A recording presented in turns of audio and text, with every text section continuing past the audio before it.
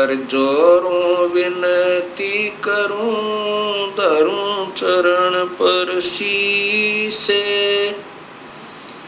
गुरु राम देवानंद जी महाराज ने दियो नाम बख्शीसे। कोटि कोटि सजदा करूं, कोटि कोटि प्रणाम। चरण कमल में राखियो, मैं बंदी जाम गुलाम। कबीर ये तन विष की बेलड़ी, गुरु अमृत की खान। शीस दिए जो गुरु मिले, तो भी सस्ता जाने। सात दीप नौ खंड में, गुरु से बड़ा ना कोई। करता कर न कर सक, गुरु कर सो होय। ग्रीव नमो नमो सतपुरुष को, नमस्कार गुरु कीन। सुर नर मुनि जन साधवा, संतों सर्वस दीन। सतगुरु साहिब संत सब, दंडवोतम प्रणामी। आगे पीछे मध्य हुए, तिनको जा कुर्बानी। निराकार निर्वेशम, काल जाल भयभंजनम। निर्लेपम निज निर्गुणम, अकल अनुप बेसुंधुनम। सोहम सुरत समापतम, सकल समाना नीरतले। उज्ज्वल हिरंबरे हरदमम, बेपरवाह था है वार पार नहीं मदतम। ग्रीब जो सुमर सिद्ध होई, गणनायक गलताना। करो अनुग्रह सोई, हे पारस पद परवाना। आद्य गणेश मनाऊं, गणनायक देवन देवा। चरण कमल लोलाऊं, आद्य अंत करूं सेवा। परम शक्ति संगीतम, रिद्धि सिद्धि दाता सोई। अवगत गुण अतीतम, सतपुरुष निर्मोही। जगदम्बा जगदीशम, मंगल रूप मुरारी। तन मन अर्पों शीसम, भक्ति मुक्ति भंडारी। सुर नर मुनि जन ध्यावे, ब्रह्मा विष्णु महेशा। शेष शेष मुख गावे, पूज्य आद्य गणेशा। इंद्र कुबेर सरीखा, वरुण धर्म राय ध्यावे। समर्थ जीवन जी का, मन इच्छा फल पावे। 33 कोटि आधारा, ध्यावे शेष 88। उतर भव जल पारा, कट है यम की फांसी। 33 कोटि आधारा, ध्यावे शेष 88। उतर भव जल पारा, कट है यम की फांसी।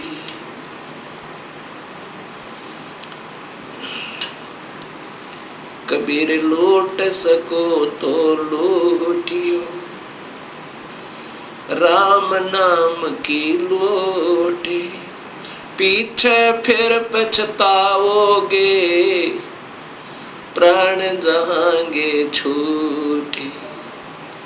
नहीं भरोसा देही का, विनस जावे क्षण माही। श्वास उसास में सुमरण करो, और यतन कछु नाही। कबीर श्वास श्वास में नाम जपो, व्यर्था श्वास मत खो। ना जाने इस श्वास को, आवण होक न हो। राम रटत कोठी भलो, चू चू पड़े जो चामे। ये कंचन दे किस काम की, जा मुख नाही नाम। कबीर जिव्या तो वो ये बली, जो रटे हरि नाम।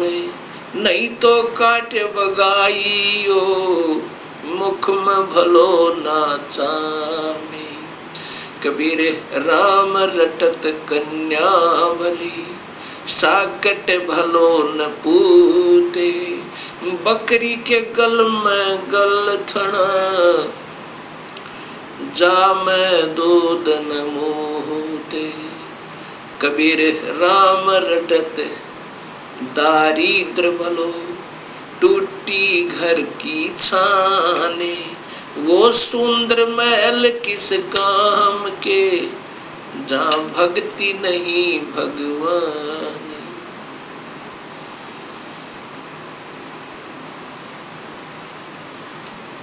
परमपिता परमात्मा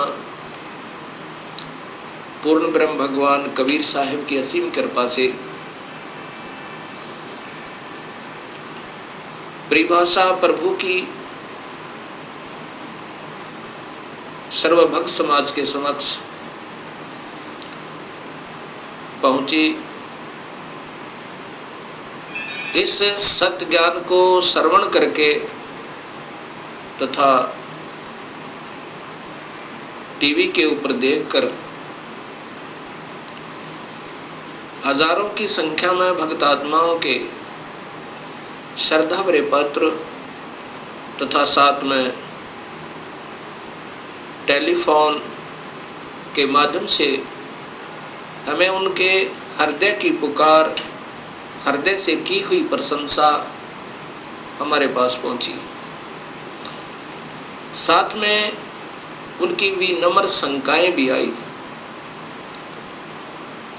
विनम्र भाव से उन्होंने प्रार्थना की कि जो आपने शास्त्रों के आधार पर यह सत्य ज्ञान समाज को दिया है, इसके लिए हम बहुत आभारी हैं।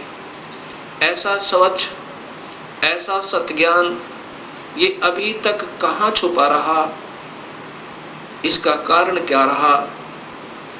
ये हमारा दुर्भाग्य रहा कि अभी तक हमें ये सत्य ज्ञान नहीं पता चला, जबकि सभी शास्त्रों में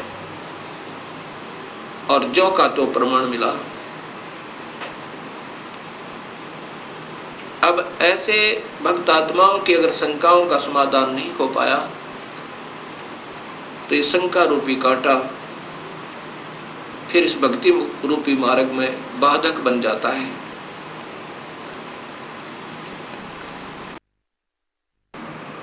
इसके लिए सर्वप्रथम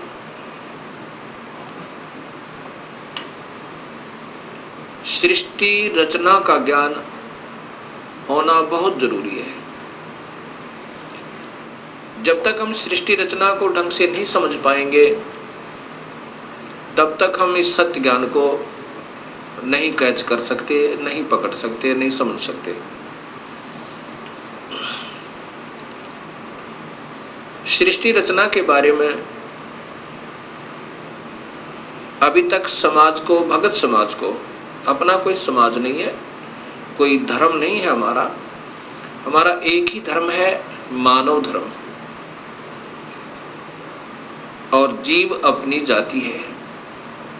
ये सबसे पहले हमने याद रखना चाहिए। जीव हमारी जाति है, मानव धर्म हमारा, हिंदू मुस्लिम सिख ईसाई ये धर्म नहीं कोई न्यारा है। हम एक पिता की संतान हैं, हमारा एक ही बाप है, वो कुल मालिक पूर्ण परमात्मा। और पिछले इतिहास को अगर हम देखें, उसमें ना कोई हिंदू था, ना मुसलमान, ना सिख, ना ईसाई।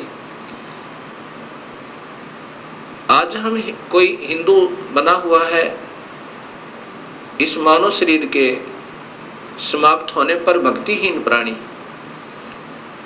अपने संस्कारवश कभी पशु बन जाएगा, कभी पक्षी बनेगा, कभी पानी के जलचर बन जाएंगे।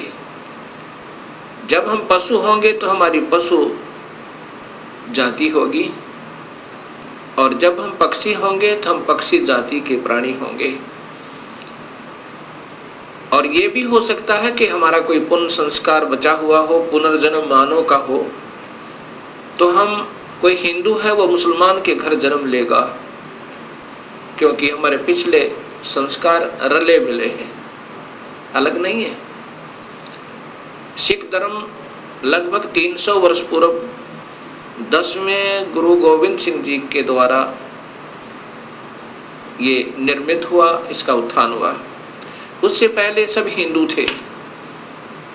उनके पिछले नाम राजा राम, कृपा राम, रामचंद्र, चंद्रभान, इस प्रकार के हैं। 3-4 पीढ़ी से पूर्व के जितने पूर्वज हैं वो इन नामों पर हैं। ऐसे ही इससे पहले मुसलमान धर्म नहीं था। हजरत मोहम्मद जी ने एक विशेष पवित्र मार्ग बनाया था भक्ति का, लेकिन आने वाले समय में इसमें बहुत त्रुटियां बन गई। ऐसे ही पहले ईसा जी ने एक निर्मल भक्त समाज तैयार किया था, उससे पूर्व अब्राहिम जी ने, ऐसे ये आदम जी से पहले हिंदू धर्म था, और हिंदू से पहले केवल आर्य हुआ करते थे, कोई धर्म नहीं था। अब हमने ये विचार करना पड़ेगा कि हम दो नहीं हैं। जहां से भी भक्ति प्रारंभ होती है वो निर्मलता के आधार पर है।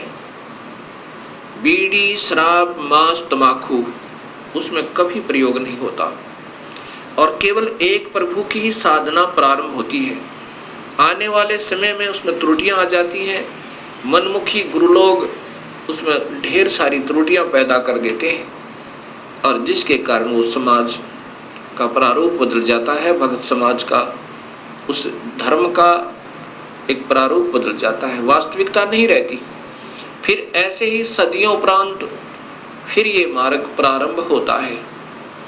उसमें प्रारंभकर्ता को कठिनाइयां अवश्य आती हैं। समाज समझता है कि ये निंदक है, सभी को की साधनाओं को गलत बता रहा है। बिल्कुल नहीं, गलत उनको लगेगा ये मार्ग जिनको स्वयं शास्त्रों का ज्ञान नहीं, और उनके गुरुदेव अधूरे हैं, जिन्होंने आज तक ये नहीं बताया कि ये सृष्टि कैसे रचेगी, जबकि शास्त्रों में विद्यमान है ये सारा ज्ञान। अब सबसे पहले हमने सृष्टि रचना का सही ज्ञान होना चाहिए। तो अब दास आपको सृष्टि रचना बताना चाहेगा। सर्वप्रथम केवल एक ही प्रभु था, उसका नाम कबीर है। वास्तविक नाम उस परमात्मा का कबीर है। वो अनामी लोक में, अकय लोक में रहता था, और वहीं पर हम सब जीव उसी परमेश्वर कबीर में समाये हुए थे। उसके बाद उस परमात्मा ने स्वयं प्रकट होकर, अर्थात अपने उस अनामी लोक में स्वयं ही 3 नीचे के लोकों की ओर रचना की। अलख लोक, अगम लोक, फिर अलख लोक, और नीचे का सत्यलोक।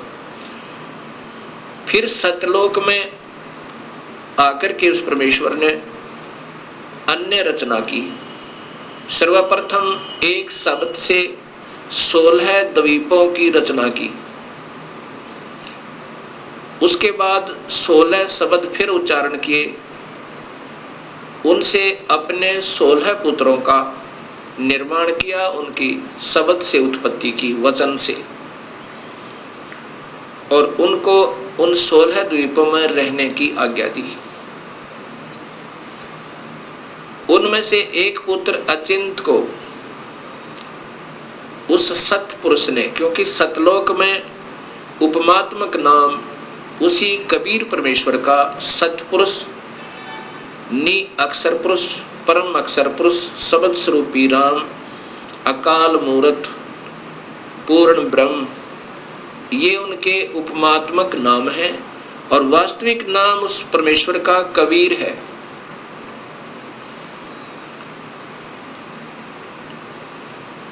सतलोक के अंदर सतपुरुष ने अपने पुत्र अचिंत से कहा कि आप यहाँ की अन्य सृष्टि रचना को करो मेरी शक्ति तक। अचिंत ने अपनी शब्द शक्ति से अक्षर पुरुष परब्रह्म की उत्पत्ति की और उससे कहा कि मेरा सहयोग दो यहाँ सतलोक में अन्य सृष्टि रचना करने का। अक्षर पुरुष अर्थात ये परब्रह्म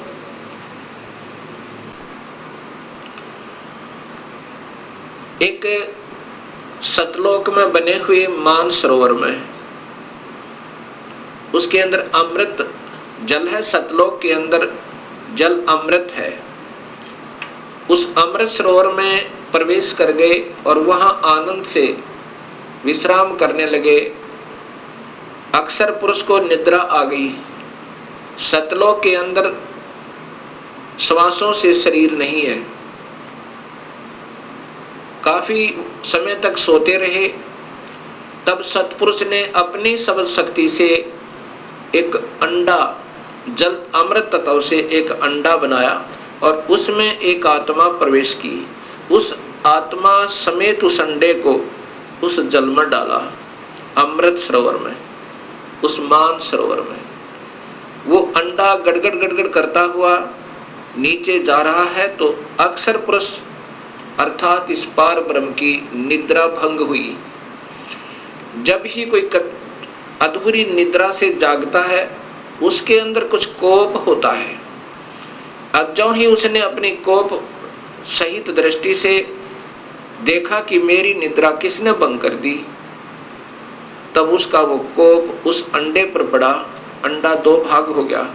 उसमें से ये ब्रह्म निकला, क्षर पुरुष। ब्रह्म अर्थात क्षर पुरुष, इसी को ज्योत स्वरूपी निरंजन, वास्तव में इसका नाम कैल है, कैल। और यही आगे चल के काल कहा, ये आने वाले इसी विवरण में आपको ज्ञान होगा। आकाशवाणी सतपुरुष ने की कि तुम दोनों बाहर आओ। अक्षर पुरुष तुम निद्रा में थे और आपके बिना यहाँ सृष्टि नहीं रची जा रही थी। तुम दोनों बाहर आओ और तुम्हें जगाने के लिए सारी क्रिया की गई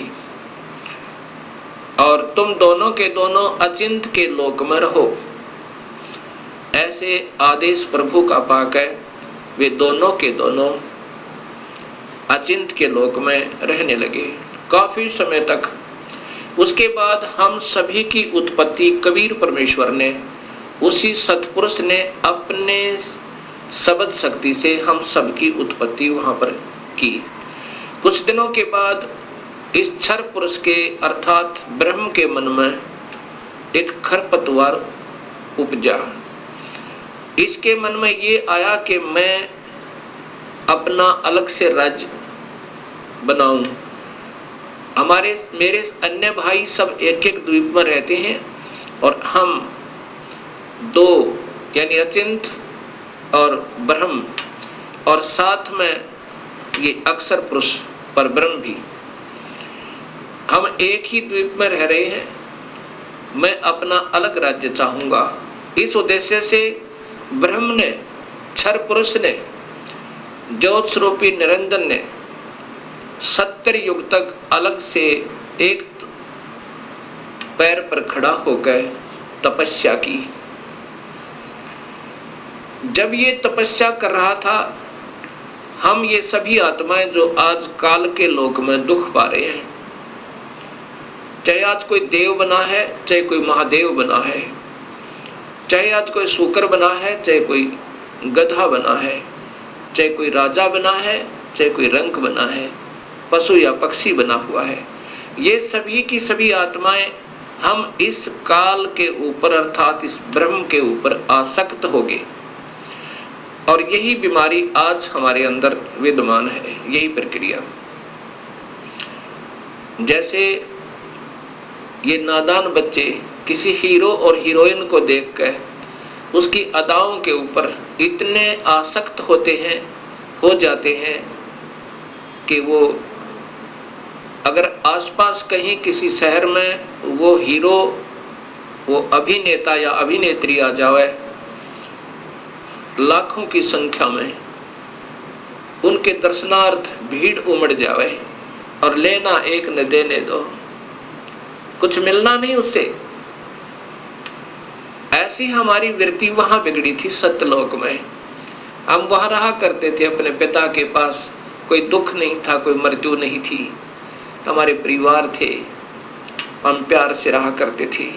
लेकिन वहां हम अपने पति भर्ता पद से गिर गए, अपने मूल मालिक उस पूर्ण ब्रह्म जो सर्व सुखदायी सदा सहाय आत्मा का आधार वास्तव में भगवान है, जो जीव को दुखी नहीं करता, जन्म मरण के कष्ट में नहीं डालता, कुत्ते और गधे नहीं बनाता, उसको छोड़कर और हम इस काल यानी ब्रह्म के ऊपर आसक्त होगी।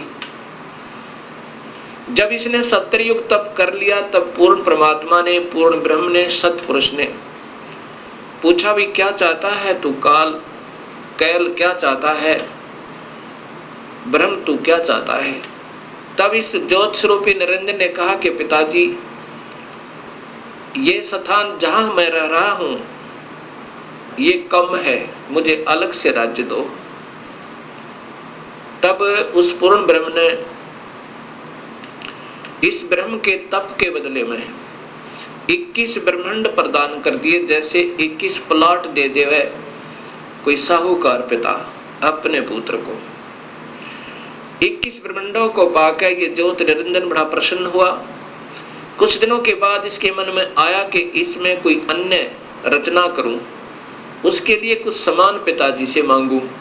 इसने सत्ययुग तप फिर किया। तब सतपुरुष ने पूछा कि आप क्या चाहते हो, आपको 21 ब्रह्मांड प्रदान कर दिए। तब इस ब्रह्म ने कहा कि पिताजी, इसमें कुछ रचना करना चाहता हूं, कृपा रचना करने की सामग्री दीजिए। सतपुरुष ने इस ब्रह्म को 5 तत्व और 3 गुण प्रदान कर दिए। इसके बाद इसने सोचा कि ब्रह्म ने सोचा कि इसमें जीव भी हो, मेरा अकेले का मन नहीं लगता। इस उद्देश्य से 64 युग तप फिर किया। तब सतपुरुष ने पूछा कि क्या चाहता है ज्योत निरंजन, अब तो तुझे मैंने जो मांगा सो दे दिया।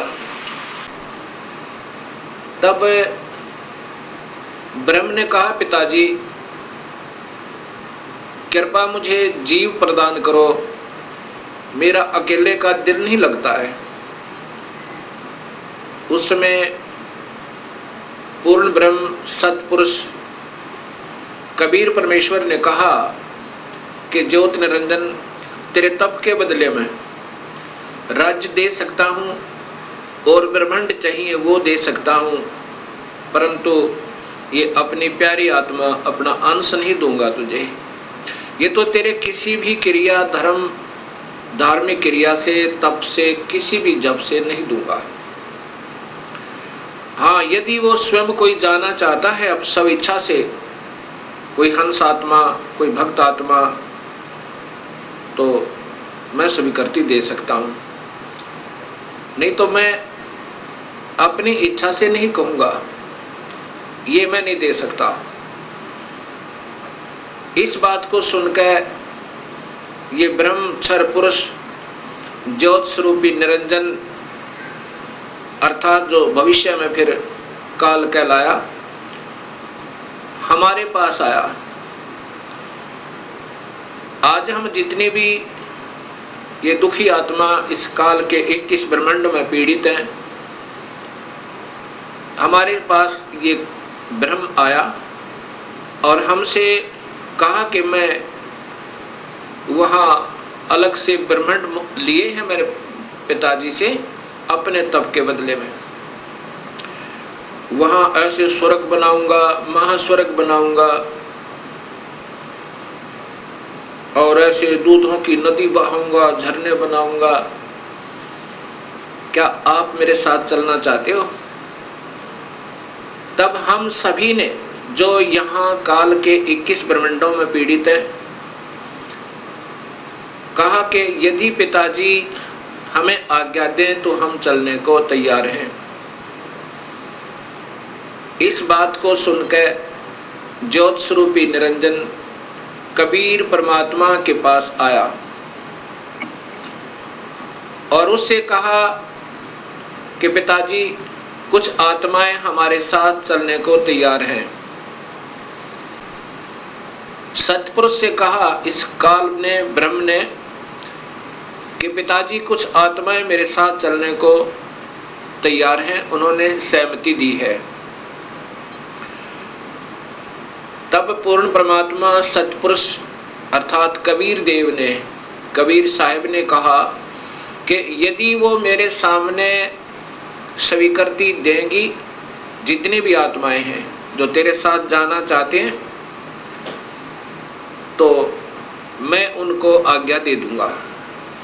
ऐसा कहकर के सतपुरुष हम सभी आत्माओं के पास आया जो आज काल के लोक में कैद में बंद हैं। सतपुरुष ने, उस अकाल मूर्त ने, शब्द स्वरूपी राम ने हमसे पूछा कि जो आत्मा इस ब्रह्म के साथ जाना चाहती हैं वो अपनी सहमति व्यक्त करें। उस समय हम सभी घबरा गए और नहीं हिम्मत पड़ी अपने पिता के सामने स्वीकृति देने की। उस समय एक आत्मा ने सर्वप्रथम हिम्मत किया, डेयर किया और कहा कि पिताजी, मैं इस ब्रह्म के साथ जाना चाहता हूं। उसकी देखा देखी फिर हम सभी ने स्वीकृति दे दी।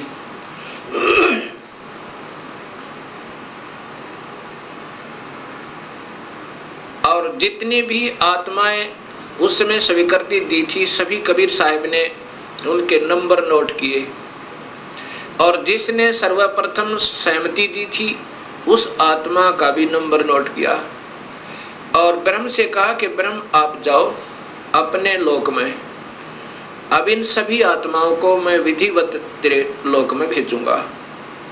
ऐसा कहकर के सतपुरुष ने अपनी शब्द शक्ति तय उस प्रथम स्वीकृति देने वाली आत्मा को एक लड़की का रूप बना दिया और उसको उसके अंदर एक शब्द शक्ति दे दी और हम सभी जीवात्माओं को उसे प्रकृति देवी भी कहते हैं, अष्टंगी भी कहते हैं और वही महामाया भी कहलाई। यहाँ 21 ब्रह्मांड की इस देवी को उत्पन्न किया अर्थात उस आत्मा का लड़की बनाया। फिर हम सभी आत्माओं को जो 21 ब्रह्मांड में आए हुए हैं उसके अंदर प्रवेश कर दिया, इस लड़की के शरीर में, प्रकृति देवी के शरीर में, अर्थात इसको अध्या माया भी कहते हैं और यही आगे चलकर त्रिदेवों की माता कहलाई। प्रवेश कर दिया और कहा कि बेटी, तेरे को मैंने शब्द शक्ति दे दी है और जितने भी जीव काल कहे, ब्रह्म कहेगा तू बना देना। एक बार मुख से उच्चारण करेगी उतने ही नर और मादा ये जोड़े उत्पन्न हो जाएंगे। अपने पुत्र सहजदास से कहा, सहजदास जाओ अपनी बहन को उस ज्योत स्वरूपी निरंजन के पास छोड़ आओ और उसको बताना कि इस लड़की को, इस प्रकृति देवी को, अध्या माया को मैंने सबद शक्ति दी है, ये जितने जीव तू कहेगा ये बना देगी। और जितनी आत्माओं ने स्वीकृति दी थी वो सभी इसके अंदर प्रवेश कर रखी हैं। सहजदास प्रकृति देवी को लेकर, अध्यामाया को लेकर ज्योत निरंजन के पास आया, उसके पास छोड़ दिया और कहा कि पिताजी ने ऐसे ऐसे कहा है, इस लड़की के पास सब शक्ति है और जितने जीव तू कहेगा ये नर और मादा अपने शब्द से उत्पन्न कर देगी। ऐसा कह करके सहजदास अपने लोक में लौट आया, अपने द्वीप में आ गया। युवा होने के कारण लड़की का रूप निखरा हुआ था। इस ज्योत स्वरूप निरंजन ब्रह्म अर्थात क्षर पुरुष के मन में नीचता उत्पन्न हुई, जो आज सब जीवों में विद्यमान है। वही व्यक्ति, वही प्रक्रिया, वही ये बुरी आदत युवा लड़की को देखकर उसके साथ बद व्यवहार करने की चेष्टा इस क्षर पुरुष ने अर्थात ज्योत स्वरूपी निरंजन ने की। लड़की ने, प्रकृति देवी ने कहा कि ज्योत निरंजन तू होश में आ जा, तू और मैं एक ही पिता की संतान है। पहले तेरी उत्पत्ति हुई उन्हीं के शब्द थे अंडे में और उन्हीं ने मुझे उत्पन्न किया। तू और मैं बहन और भाई हैं। बहन भाई का ये कर्म पाप का भागी होता है। तू मान जा मेरी बात। ज्योत निरंजन ने एक भी बात उस लड़की की नहीं सुनी और मदहोश होकर, विषय वासना के वश होकर, काम वश होकर उस लड़की को पकड़ने की चेष्टा की, दुष्कर्म करने के लिए। लड़की ने अपनी इज्जत बचाने का और कहीं स्थान ना पाकर, जो ही उस काल ने, ज्योत स्वरूपी निरंजन ने, क्षर पुरुष ने ऐसे मुंह खोला हुआ था आलिंगन करने के लिए, ऐसे बाजू फैलाई थी, उसी समय लड़की ने छोटा रूप बनाया, सूक्ष्म, बहुत सूक्ष्म, और उसके पेट में चली गई अपनी इज्जत रक्षा के लिए। वहां से अपने पिता से पुकार की, हे परम पिता, हे सतपुरुष, हे कबीर परमेश्वर, मेरी रक्षा करो। इस प्रकार मैं काल से अपनी इज्जत रक्षा के लिए, इस ब्रह्म से अपनी इज्जत रक्षा के लिए इसके पेट में प्रवेश हूं और मुझे आकर मेरी रक्षा करो, मुझे बचाओ इससे। उसी समय कबीर परमेश्वर ने अपना ही दूसरा रूप अपने पुत्र योग संतायन अर्थात योग जीत, उसे जोग जीत भी कहते हैं, योग जीत का रूप बनाकर काल के 21 ब्रह्मांडों में प्रकट हुए और कहा कि ज्योत स्वरूपी निरंजन तूने जुल्म कर दिया। आपने ये ऐसा जुल्म कर दिया, ऐसे कर्म करने वाले पाप आत्मा को इस सच्चे लोक में ये श्राप, ये कर्म, ये पाप लगता है कि 1 लाख जीवों का, मनुष्य शरीरधारी जीवों का रोज आहार करेगा और 1.25 लाख की उत्पत्ति करेगा। पिताजी ने आदेश दिया है मुझे कि आप यहाँ से निकल जाइए अपने 21 ब्रह्मांड को लेकर, और लड़की को उसके पेट से निकाल दिया, प्रकृति देवी को इस ब्रह्म के पेट से निकाल दिया और उनको 21 ब्रह्मांड समेत और दोनों को वहां से निष्कासित कर दिया और कहा कि प्रकृति तूने स्वयं अपने पैर पर कवाड़ा मारा है, अपने पिता से दूर होगी तू, अब इसकी सजा तू ही पावेगी और जाओ यहाँ से 21 ब्रह्मांड लेकर आप चले जाओ। इतना कहते ही 21 ब्रह्मांड वायुयान की तरह वहां से चल पड़ा और वहां से सतलोक से 16 शंख कोश की दूरी पर नील पद्म शंख यानी 16 मिलियन 16 शंख कोस की दूरी पर ये 21 ब्रह्मांड आकर के स्थिर कर दिए कबीर परमेश्वर ने अपनी शक्ति तय। अब इस ज्योत स्वरूपी निरंजन के मन में फिर यही नीचता फिर उठी और कहा कि अब मेरा कौन क्या बिगाड़ सकता है, अब मैं मनमाना करूंगा। उस लड़की ने, प्रकृति देवी ने फिर प्रार्थना की कि ज्योत निरंजन अब भी तू मान जा। पहले तो आप और मैं एक ही पिता की संतान हैं, और दूसरे मैं तेरे पेट से होकर आई हूं। ये कर्म, अब मैं तेरी बेटी बन गई। प्रथम तो बहन और भाई का ये पाप कर्म महापाप का कारण, और दूसरे मैं तेरी बेटी हुई आपके पेट में होकर आई, और बाप बेटी का ये जुल्म अच्छा नहीं। मान जा मेरी बात, मेरे पास सब शक्ति है पिताजी की दी हुई, और जितने जीव तू कहेगा मैं बना दूंगी। लेकिन इस ज्योत स्वरूपी निरंजन ने एक भी बात नहीं सुनी उस प्रकृति देवी की, दुर्गा की। जबरदस्ती शादी की, और एक ब्रह्मांड में एक ऐसा स्थान बना रखा है इस काल भगवान ने, ब्रह्म भगवान ने। वहां पर ब्रह्मलोक कहते हैं उसको। उस ब्रह्मलोक के अंदर इसने 3 स्थान बना रखे हैं, एक रजोगुण प्रधान, एक सतोगुण प्रधान और एक तमोगुण प्रधान। जब ये सतोगुण रजोगुण प्रभावित क्षेत्र में इस दुर्गा को अपनी पत्नी के रूप में रखता हुआ वहां रहता है, उस समय जो पुत्र की उत्पत्ति होती है उसका नाम ब्रह्मा रख देता है, उसको रजोगुण बना देता है। उसके बाद ये दोनों उस स्थान पर आ जाते हैं जो सतोगुण प्रभावित होता है। वहां पर जो पुत्र उत्पन्न होता है उसके अंदर सतोगुण आ जाते हैं, उसके अंदर सतोगुण आ जाते हैं, और उसका नाम ये विष्णु रखते हैं। तीसरे स्थान को तमोगुण प्रभावित बना रखा है। वहां रहकर अब इसी प्रकृति देवी दुर्गा के साथ जो पुत्र उत्पन्न करता है उसका नाम रुद्र शंकर शिव रखता है।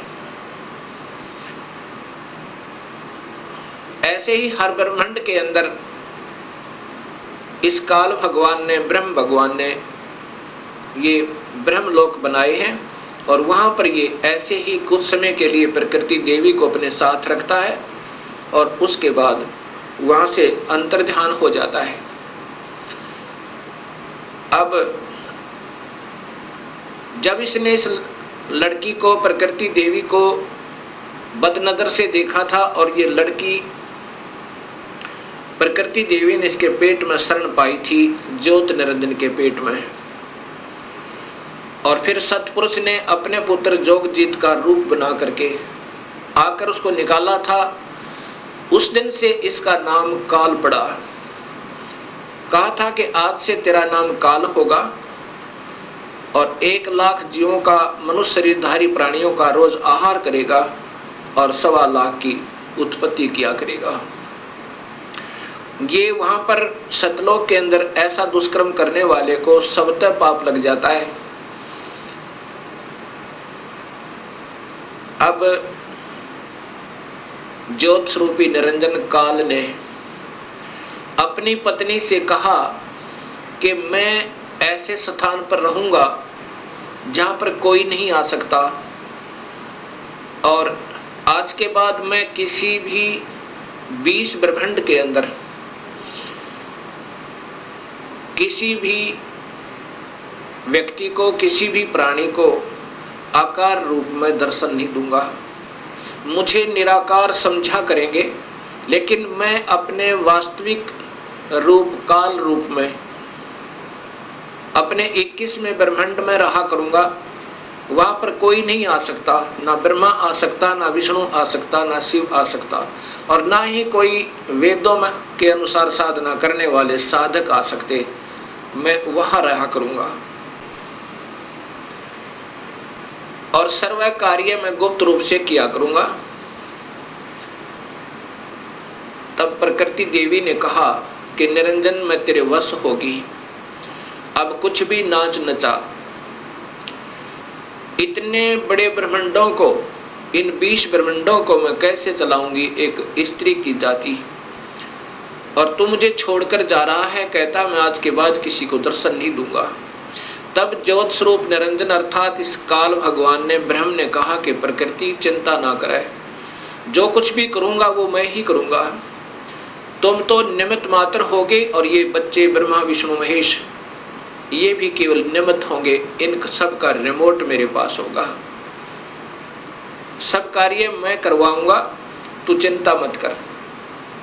और जब ये बच्चे थोड़े से सियाने हों इनको अचेत कर देना, जब ये बाल अवस्था से ऊपर उठे इनको अचेत कर देना और मेरा भेद मत बताना, ये समझ लेना ध्यान से, अगर मेरा भेद तूने इनको बताया तो मेरे से बुरा नहीं होगा। ऐसे उसको डरा धमका दिया।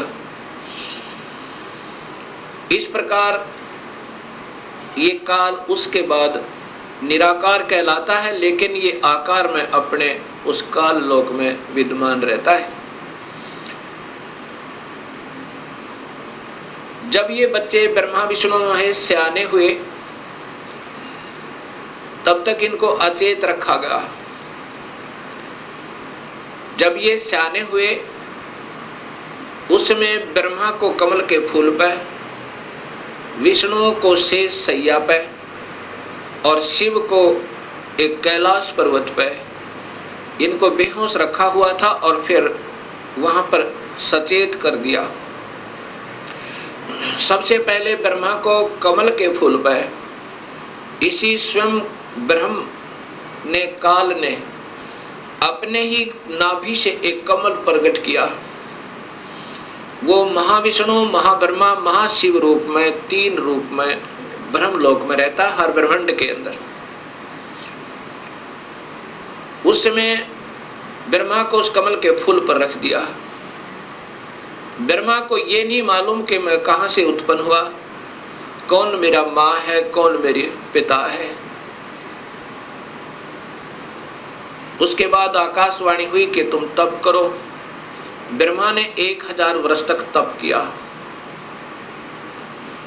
फिर आकाशवाणी हुई कि सृष्टि करो। तब ब्रह्मा ने सोचा कि मैं काहे की सृष्टि करूं, सब जगह जल ही जल है, कहीं पृथ्वी दृष्टि गोचर नहीं हो रही है। इतने में मधु और कैटब नाम के 2 राक्षस काल ने प्रेरित करके और ब्रह्मा की ओर भेज दिए। ब्रह्मा डर के मारे उस कमल के फूल को के डंठल को पकड़कर नीचे उतर गया बहुत स्पीड तक। नीचे जब आया तो उसी जल के ऊपर एक शेष सैया पर चतुर्भुज रूप में एक व्यक्ति सो रहा है। उसके हाथों में शंख, चक्र, गदा, पद्म है।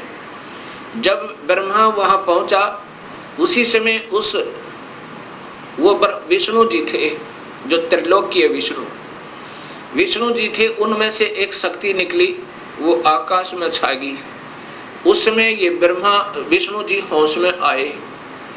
इतने में मधु और कैटब भी पहुंच गए। मधु और कैटब के साथ भगवान विष्णु ने 5000 वर्ष तक युद्ध किया, वो नहीं मरे। फिर उस शक्ति ने जो आकाश में छाई थी एक लड़की का रूप बनाया, देवी का, और मधु कैटब को मोहित किया, अपनी ओर आकर्षित किया अपनी कलाओं से, अदाओं से। जब मधु और कैटब उस लड़की की तरफ देखने लगे तो विष्णु जी ने पीछे से उनकी गर्दन पकड़कर दोनों को मार डाला। अर्थात 5000 वर्ष तक भगवान विष्णु से 2 राक्षस नहीं मरे। वो भी तब मरे जब उस माता ने सहयोग दिया, उनको अट्रैक्ट कर लिया, आसक्त कर लिया। इससे 2 बातें सिद्ध होती हैं कि ये समर्थ नहीं है। जब 5000 वर्ष तक 2 राक्षस नहीं मर पाए भगवान विष्णु से, तब ब्रह्मा जी और विष्णु 2 थे। इतने में रुद्र अर्थात ये शिव भी वहीं प्रकट हो गया। ब्रह्मा जी देवी भागवत महापुराण में बताता है कि फिर हम तीन हो गए, ब्रह्मा, विष्णु और शिव। तब देवी ने कहा कि तुम तीनों देवता अपने अपने कार्य को ध्यान से सुनो और उस पर संलग्न हो जाओ। ब्रह्मा जीवों की उत्पत्ति करवावे, उनको रजोगुण प्रभावित करके, ये केवल इतने ही ब्रह्मा हैं। और विष्णु फिर इनके आपस में सतिथि बनाए रखा है, मोह ममता में फंसाए रखा है, ये विष्णु जी की ड्यूटी है। और शिव की ड्यूटी है कि ये संहार करे। तब इन तीनों ने कहा कि हे माई, हे देवी, कहीं पर पृथ्वी नजर नहीं आ रही है और पृथ्वी के बिना प्राणियों की सृष्टि, स्थिति और संहार असंभव है। तब वो देवी मुस्काई और कहा कि तुम, इतने में एक विमान आया और कहा कि तुम तीनों के तीनों इस विमान में बैठो और चिंता मत करना, घबराइयो मत। उस समय ये तीनों के तीनों ब्रह्मा, विष्णु, महेश विमान में प्रवेश कर गए। विमान मन की गति से चला, बहुत तीव्र गति था। कहाँ पहुंचा? ब्रह्मलोक में पहुंचा, जहां पर ये काल भगवान तीन रूपों में रहता है, जहां इनकी उत्पत्ति की जाती है, ब्रह्मा, विष्णु, महेश की। और वहां पर कोई नहीं जा सकता, ना वेद विधि से, किसी साधना तक, ना तप से, ना यज्ञ से, ना हवन से, किसी प्रकार से नहीं जा सकता, ना किसी जप से। वहां पर तो ये अपनी कृपा से ही ले जा सकता है, ये काल भगवान सोचल सिद्ध करके। वहां जाकर के इन्होंने क्या देखा?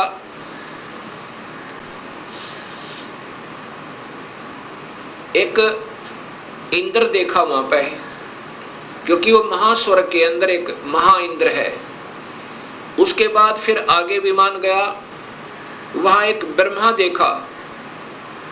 जब दूसरा ब्रह्मा देखा तो शिव और विष्णु ब्रह्मा जी से पूछने लगे कि हे चतुरानन, ये दूसरा ब्रह्मा कौन है?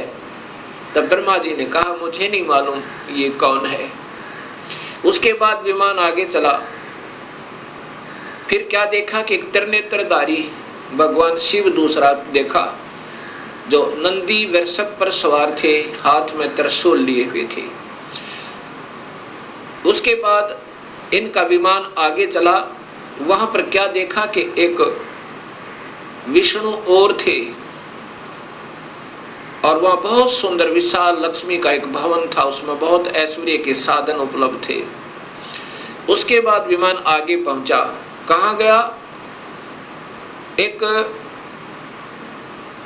माई बैठी थी, जिसके शरीर में जैसे हजारों बिजलियां चमक रही हो, इतना तेज था, इतना नूर था, और वो प्रकृति देवी थी।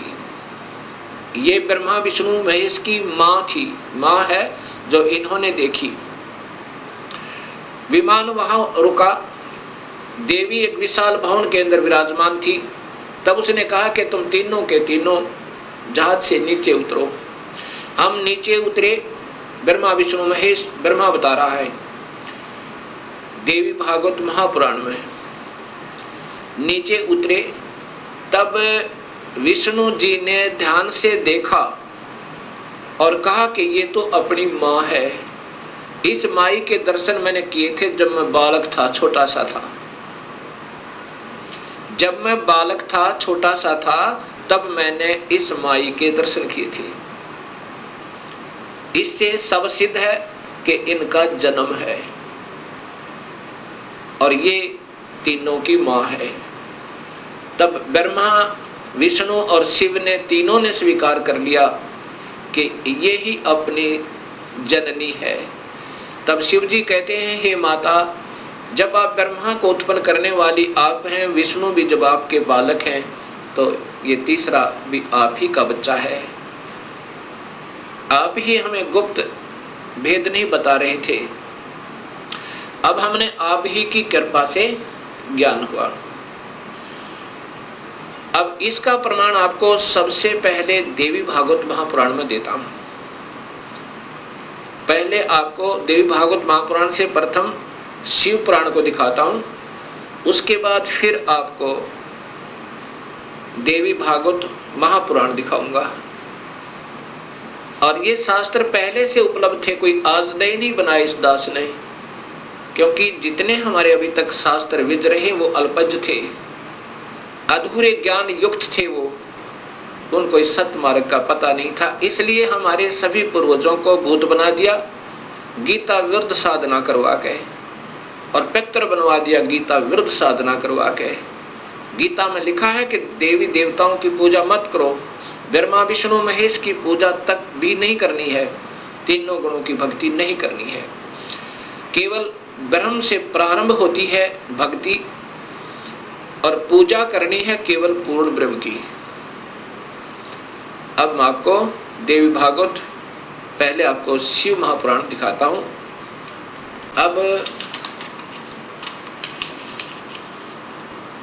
अब देखिएगा भक्तात्माओं, ये देवी भागवत महापुराण, शिव महापुराण, ये शिव महापुराण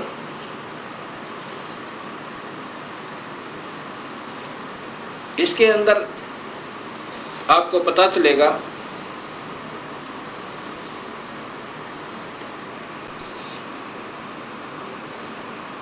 श्री शिव महापुराण भाषा सटीक सहितम, ये संस्कृत युक्त है, इसमें संस्कृत भी साथ है, और ये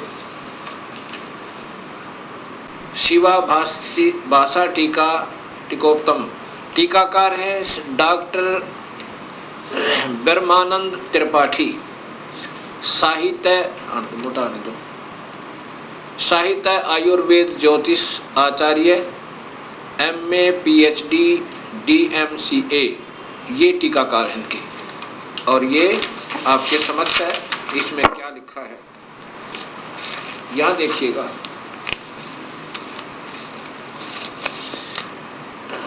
यहाँ से पढ़िएगा। ये संस्कृत है और ये हिंदी आपको दिखाना चाहूंगा। पर प्रलय काल में, इधर से लो, पीछे लो,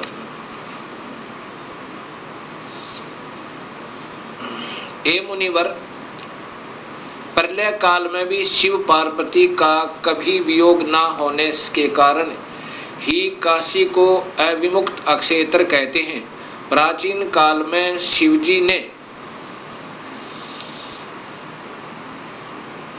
ने इस अक्षेत्र का नाम पहले नंदनवन और बाद में अविमुक्त रखा था।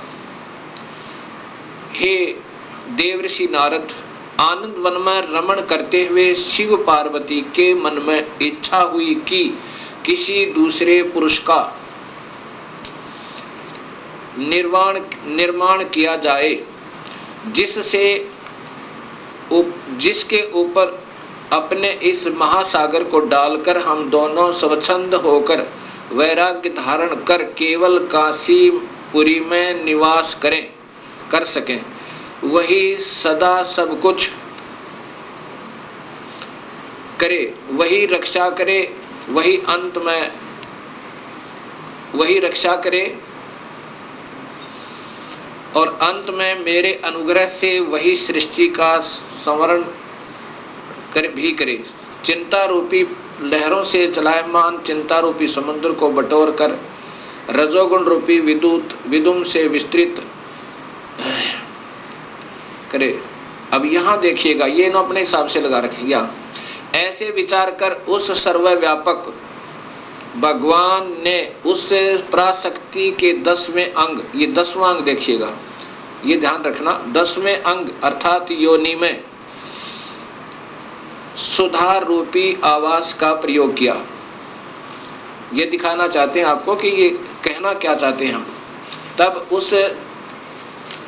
उससे तीनों लोकों में सुंदर एक पुरुष प्रकट हुआ, जो शांत एवं सतोगुण से युक्त था, गंभीरता में समुद्र के सम्मान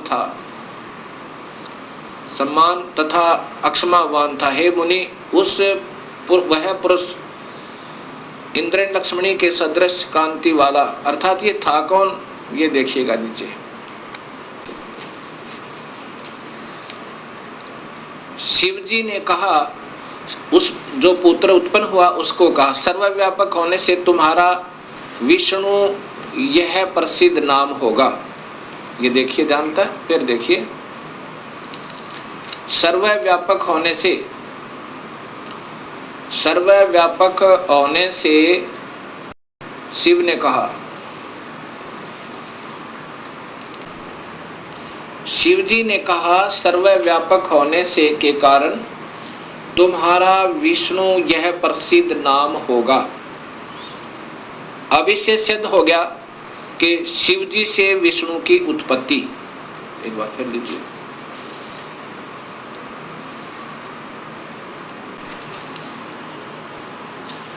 अभी आपने ये शिव महापुराण में छठे अध्याय को देखा। छठे अध्याय में कि भगवान शिव से और पार्वती के संयोगता है।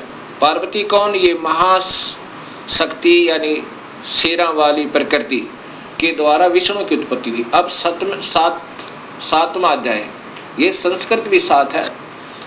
अब यहाँ आगे देखिएगा, ये हिंदी देखिएगा। ब्रह्मा जी ने कहा कि विष्णु भगवान के शयन करने के बाद उनकी नाभि से एकाएक बहुत बड़ा कमल पुरुष उत्पन्न हुआ, कमल पुष्प।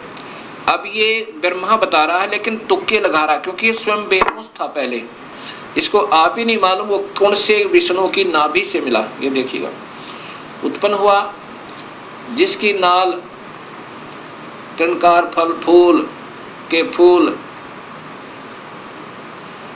अब ज्यादा ना देख रही है, देखिएगा उस सांब शिव परमेश्वर भगवान शिव ने पहले की भांति जैसे विष्णु की उत्पत्ति की थी दुर्गा और काल के संयोग तय, पहले की भांति अपने दाहिने अंग से मुझे उत्पन्न किया।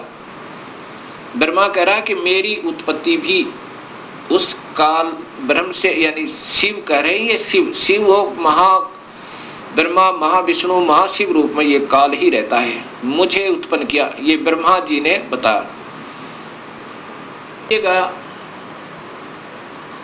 कई भक्तात्मा कहते हैं कि जो गीता प्रेस गोरखपुर से प्रकाशित पुस्तकें हैं वही विशेषकर आम भक्त समाज उनको सत्य मानता, एथेंटिक मानता है। अब आपके सामने यही गीता प्रेस गोरखपुर से प्रकाशित ये पुस्तक दिखाते हैं, शिव महापुराण।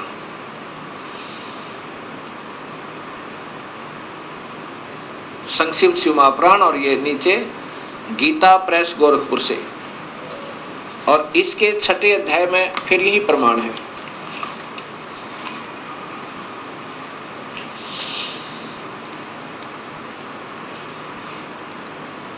अब इसी शिव महापुराण का ये छठा अध्याय है।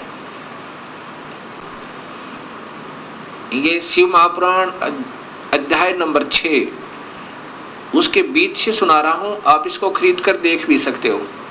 जिस परब्रह्म के विषय में ज्ञान और अज्ञान पूर्ण उक्तियों द्वारा इस प्रकार ऊपर बताए अनुसार विकल्प किए जाते हैं, उसने कुछ काल के बाद सृष्टि का समय आने पर द्वितीय की इच्छा प्रकट की। उसके भीतर एक से अनेक होने का संकल्प उदित हुआ। तब उस निराकार परमात्मा ने अपनी लीला शक्ति से अपने लिए मूर्ति आकार की कल्पना की। वह मूर्ति संपूर्ण ऐश्वर्य गुणों से संपन्न, सर्वज्ञानी, ज्ञानमयी, शुभ स्वरूपा, सर्वव्यापिनी, सर्वरूपा, सर्वदर्शनी, सर्वकारिणी, सबके एकमात्र वंदनीय, सर्वदा सब कुछ देने वाली और संपूर्ण संस्कृतियों का केंद्र थी। उस शुद्ध रूपणी ईश्वरीय मूर्ति की कल्पना करके वह अद्वितीय, अनादि, अनंत, सर्व प्रकाशक, चिंत, सर्वव्यापी और अविनाशी परब्रह्म अंतर्हित हो गया। ये काल की कलाएं हैं सारी, और ये अनजान लेखक जिनको कुछ ज्ञान नहीं, इस काल को ही सब उपमा दे रहे हैं उस पूर्ण ब्रह्म के तुल्य जो मूर्ति रहित परम ब्रह्म है। अब यहाँ मूर्ति हो गया और फिर मूर्ति रहित भी है। अब ये काल की ही कला है, वो क्या बन गया? शिव रूप में आ गया। उसकी मूर्ति यहाँ देखो, चिंतमय आकार भगवान सदाशिव हैं। ये काल ही निराकार है और यही फिर महाशिव, महाविष्णु और महाब्रह्मा के रूप में ये सब कलाएं करता है। अर्वाचीन और प्राचीन विद्वान इसी को ईश्वर कहते हैं। जितना जिनको ज्ञान है इस काल को ही ये ईश्वर कहते। उस समय एकाकी रहकर स्वेच्छानुसार विहार करने वाले उन सदाशिव ने अपने विग्रह से स्वयं ही एक स्वरूप भूता शक्ति की सृष्टि की, अर्थात वह देवी इसी के शरीर से निकली, वो निकाली थी पूर्ण परमात्मा ने, जो इसके पेट में शरण ले ली थी, कि जो उनके अपने श्री अंग से कभी अलग होने वाली नहीं थी। उस पराशक्ति को प्रकृति, देखो, प्रधान प्रकृति गुणवती माया बुद्धि तत्व की जननी विकार रहित बताया गया है। वह शक्ति अंबिका कही गई है और उसी को प्रकृति, ये ध्यान से देखना भक्तात्माओं, यही देवी अध्या माया, ये प्रकृति देवी, प्रकृति सर्वोश्वरी त्रिदेव जननी, यानी तीनों देवताओं की माँ, ब्रह्मा विष्णु महेश की माता, नित्य और मूल कारण कही, सदाशिव द्वारा प्रकट की गई उस शक्ति की 8 भुजाएं हैं। अब ये शब्द ही स्पष्ट हो गया कि यही प्रकृति देवी ब्रह्मा विष्णु महेश की माता है।